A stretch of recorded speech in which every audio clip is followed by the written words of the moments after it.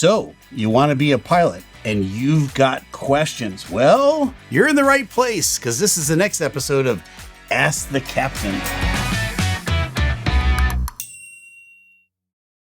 All right, let's jump into these pilot-related questions today. We've got Chaos Wolf 5678. First of all, I got to say, with a name like that, you should be a fighter pilot. Just saying. All right. My 12-year-old son wants to be a Navy fighter pilot. Here it is. And fly the F-18 Super Hornet. What is the best advice you can give him to motivate him to set him on the right path? Okay. So F-18, great airplane. I'm not sure it's going to be around by the time he gets qualified to be a fighter pilot, but there's going to be the F-22, the F-35, the F-47. There might be the Captain Steve. I don't know. At that point, lots of great airplanes for him to fly. I would say two things, and this is not a joke. Number one, get good grades in school. If you don't get good grades, doors don't open up to you. Number two, this is really important. Always be good to your mother. All right. I tell every young kid that, be good to your mother. And you say, oh, that's just a joke, right? No. Most pilots, especially Navy pilots, are rule keepers. And if you can't be good and civilized to your mom, you're probably not going to make a good pilot. It's just a connection. Trust me on that one. All right. And all the moms are going, yeah, he said it. Okay. All right. Next is Ace Invader. I'm just starting college and have heard many different things. How big of a role do my college grades actually play in getting selected for flight school? They play a huge role. And again, the higher grade point average you can get, the more doors open up to you in life in general, but certainly in this field of endeavor. I always joke with people. I said back in the mid 80s when I was trying to get hired as a pilot, Ronald Reagan was president and he was going to double the size of the Navy. So as a result, for about 3.5 years, they lowered the standards. I didn't have a 4.0 in college. I had a good time in college. That was a different thing. But the recruiter was able to put together a package where I got accepted. I would say nowadays it's so competitive that the higher the grade point average you can get, the better. So keep your nose to the grindstone, keep working at it. You don't have to be the smartest person on the planet, but keep working at getting good grades. All right. Walker Young, 7759 writes, I have a question regarding GPA. Is a 3.5 GPA in a technical field high enough to be competitive for a Navy pilot slot? I would think so. I think that's a great GPA. But again, it just depends on who else you're competing against at the time. Everything has a context to it. So if you're competing a bunch of guys that have aeronautical degrees and they've got all a 4.0, then you're going to fall short.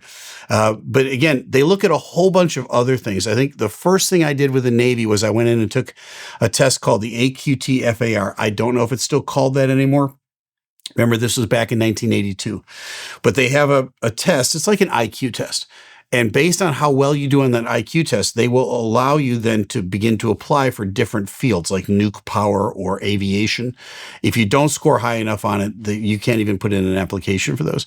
So it's a whole combination of things. GPA is just one part of it. The higher your GPA, the more doors open up to you. All right.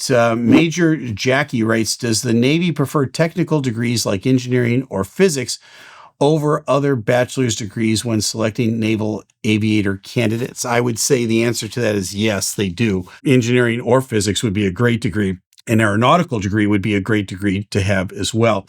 I had an economics degree. Now, does economics directly translate into flying an airplane? No, but it was considered it was a bachelor of science degree for one instead of a BA. So that got me into a little higher category. But I'd say, yeah, engineering, physics. If you can get a degree in those fields, probably aeronautics would be the best. If you want to become a pilot and you know specifically what you want to do, then I would follow that route. All right, Nata 7620. As an aspiring officer, what are the pros and cons of going to a regular college as opposed to OCS versus trying to get into the Naval Academy? Well, it's very difficult to get into the Naval Academy. And my best friend went to the Naval Academy. He got basically a 4.0 grade point average in high school. Then he got a sitting U.S. senator to give him a nomination. All of those things are things you have to work at during your high school years. A lot of high school kids aren't thinking that far down the road. He was. That's the sort of person they want at the Naval Academy. It's a very high bar to get in. If you can get in, that's number one at the top of your list. Do that because they're going to pick pilots. out of the Naval Academy. OCS now, in regular college, I went that route. I went to AOCS, which doesn't exist anymore, but there's still OCS. And you can go to a regular college. Again, the better grades you get. But the number one would be the Naval Academy. Next would be followed by regular college, in my opinion. All right, Michael Kiefer, 4293. Back in the mid-'80s, a recruiter told me I couldn't become a military pilot with corrected vision. Has the requirement been changed since then from needing natural perfect vision? I have heard it changed. I don't know that 100% for sure. I do know that guys with LASIK have gotten in, where in the old days that was a non-starter, and everybody had to have 20/20 for sure. The best friend that went to the Naval Academy ended up being a navigator and not a pilot, because on one test, he got what's called the NAMI whammy. So Naval Air Medical Institute, that's NAMI. The only one time he ever failed his eye test, he got a 20/25 in one eye, and they told him he couldn't be a pilot. That was back in the day. I think it's changed a lot since then, so I would look into it. All right, we've got Wendell Johnson, 1052. My son passed every part of the pilot physical except the colorblind test. Ooh. Which ended his path. Yeah, it would. What are some of the best, less known medical requirements for potential pilots should get checked out early? Well, there's probably a whole list of them, and I'd say I'd kind of Google that list or talk to an aeromedical examiner or a recruiter. They may know some of those things. The colorblindness will absolutely eliminate you from being a pilot, because there's a lot of color involved in what we do, and differentiating, especially as you're going onto the boat and landing. You got to have color vision. But I would say, I'd just Google it for the answer. I'm guessing there's quite a few still these days that would disqualify you. All right, I've got Joe Frisbee, 485. It was always my dream to be a fighter pilot, but I developed epilepsy in my 20s. Can you talk about the medical conditions that are absolute disqualifiers? Well, certainly epilepsy is going to be a disqualifier for obvious reasons. There are going to be some neurological conditions that people have. I would say here's one basic thing to avoid. And again, a lot of you like contact sports like football. And if that's your passion, then go out and play football in high school. I watched, I think 72 pilots or pilot candidates showed up on the first day to get qualified at AOCS that I went through. 28 of us graduated at the end of the 16-week program. And out of that original 72, at least half of them, probably 36 of them, were disqualified for some sort of injury that they received in a contact sport like football. And it was a shame, because the fun of doing all of that disqualified them for something that they really wanted to do later on with their career. So again, things that you have to evaluate before you go into it. All right, Foxtrot Hotel 96. Is it possible to secure a guaranteed pilot training slot before attending officer candidate school, or is that a misconception? When I went to AOCS, I already had my slot guaranteed. Now, all I had to do was get through AOCS. I'm not sure how the modern day OCS works, but I'm thinking it's the same. Although they change these things over the years. It may be that you go through OCS and then they tell you whether you're going to be or not. I wouldn't go in without a guarantee. Unless you just love the Navy and you don't care what you do. If you want to be a pilot and that's all you want to do, then get it in writing beforehand, because again, it's like 3-card Monte. Sometimes they can switch it up on you. Don't let them do that. I would get it in writing if that's still a possibility. That's a great question. All right, Logan P 6452. How do I actually get my pilot contract guaranteed by my recruiter before I go to OCS? Well, again, that's something that you have to negotiate with them ahead of time. And if they still do that sort of thing, now, if they don't anymore, they're going to tell you, nope, sorry, we don't do that. I would shop around a little bit. I'd go over to the Air Force and I'd ask them if they'd give you a guarantee. I'd go to another recruiter and say, hey, I'd like to get a guarantee before I go to OCS. If everybody's on the same page, sorry, we used to do that in the old days, we don't do it anymore, then you know what? You have to make a decision on whether you want to go to OCS or not without a guarantee. I would think it would be something that they could guarantee, but I'm not sure. It's been 40 years plus years since I've done that. but get it in writing if you can, my friends. All right. Ethan Schultz, 2067. If you have a guaranteed pilot contract, but for some reason you don't qualify or wash out of flight school, do you have the option to leave the military, or do they put you in another job? So let me talk about back in the day, because that's all I can really refer to. I'm not sure what they do these days. I don't think they want to force you into something you don't want to do. Back in the day, they used to. And if you washed out of AOCS, especially back in the very early days of it, I think you ended up enlisted in the Navy. You weren't an officer, or they gave you an option to go to something else like being a black shoe or going on a ship.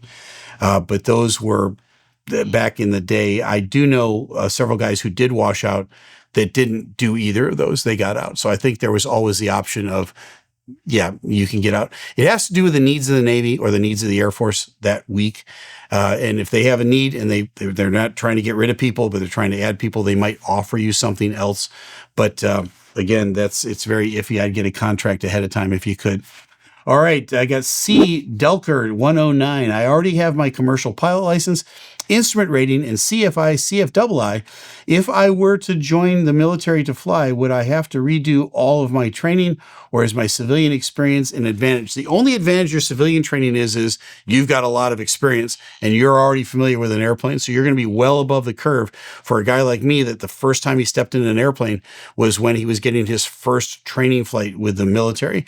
Having that kind of experience, you're going to do very, very well in the military program. Now, at some point, the military program is going to catch up with your experience level and then probably go beyond that.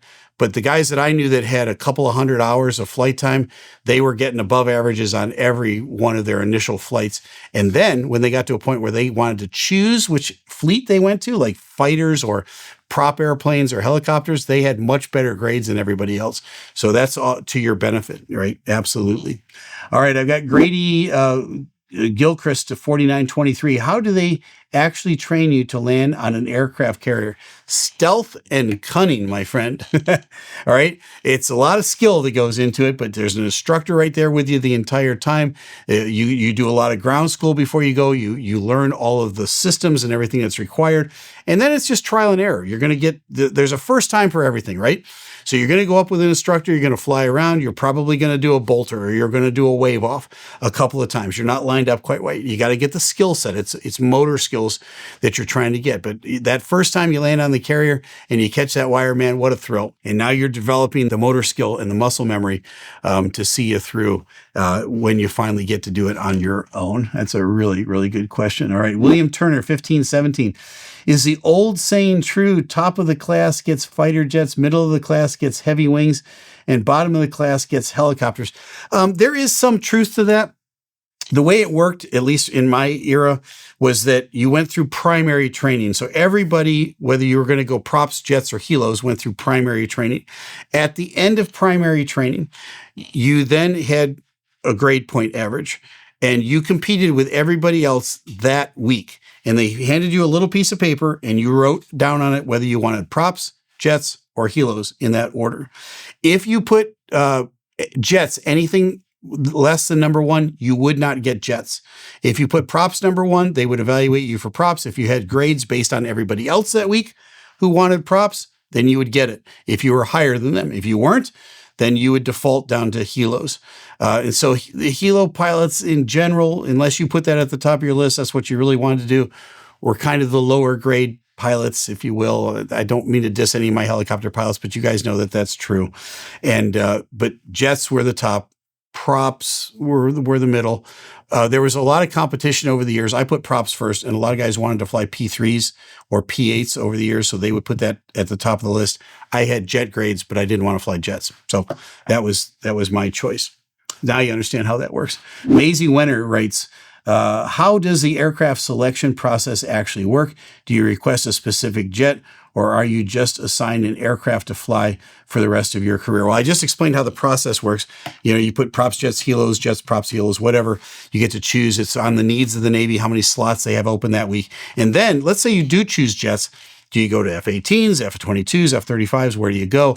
That just depends on the needs of the Navy. And again, when you go to advanced training now in the jet pipeline, the grades that you get coming out of that are to determine how many choices you have down the road. So everything is based on how well you do and the needs of the Navy that week. Yeah, it's that iffy. All right, Chief Rocco writes, if I were to fly helicopters for the Navy, would I be able to transition to a civilian career flying private jets, or would I only know how to fly helicopters? I would say get some fixed wing time in addition to your helicopter flying time. That's going to help you with that transition.